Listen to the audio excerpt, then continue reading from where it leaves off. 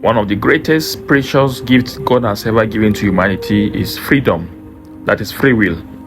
Though freedom we may have is the liberty to choose whatever we want. But however, Christian freedom is not merely the ability to do anything, it's the ability to choose what is good, what is true, and what is life-giving. In our freedom, there's also responsibility. The readings of today shows us how freedom ought to be used. God gives us the freedom to choose. He said, if you will, you can keep the commandments, they will save you. Before man are life and death, good and evil, fire and water. Whichever one you choose will be given. So God does not hold man to ransom, and God does not manipulate or hold man into doing what he wants to do. We are not automated beings. He does not manipulate us into obedience. Instead, he gives us a choice, opportunity, and freedom to choose or to pick. So the question we should ask ourselves today is, what do we always choose? St. Paul also was frustrated with this theme of choice. That is why he said in Romans chapter 7 from verse 15 to 20, that I do not understand what I do. For what I want to do, I do not do, but what I hate, I do. So many of us can relate with St. Paul, right? In your marriage, are you choosing patience or anger? In your business, are you choosing honesty or cheating? In your private life, are you choosing purity or sin? God respects our freedom, but remember, we will live with the consequences of our choices.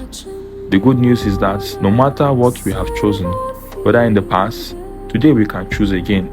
Today we can choose life over death, good over evil.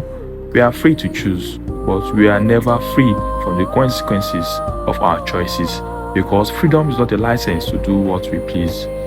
A young man once asked his spiritual director, why do I keep falling into the same sin? The priest answered him, because you keep visiting the same places, you keep keeping the same company, the same friends and colleagues, and you keep entertaining the same thoughts. You see, the theme of choice is here again. So today's reading shows us this, that it comes providentially as we stand at the threshold of Lent, a season of decision, purification, and deliberate return to God. So today's reading challenges us to choose freely, wisely, and to observe laws given by a loving and a caring God. The first reading from the book of Sirach is uncompromising in its clarity. God has placed before us fire and water, life and death.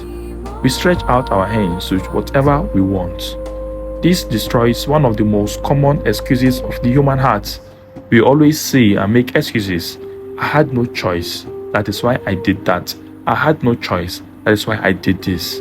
And the first reading tells us clearly that God never commands anyone to be ungodly, and he never gives permission to sin.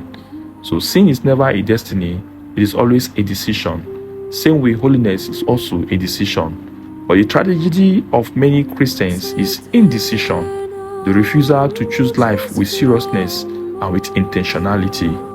So in choosing this life with intentionality and with seriousness, this draws us into the gospel reading when Jesus Christ said that we must cut off some things. So in order to put up or to pick choice, in order to make our choices and to pick the side of God in this mission or in this journey, it simply means that we must cut off those things that are the root cause of the evil or the immorality or the sins we commit.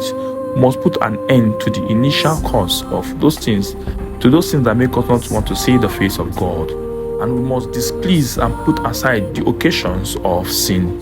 So once we are able to deal with the occasions of sins and cut off those sins from its roots, then we can really intentionalize our selection of God.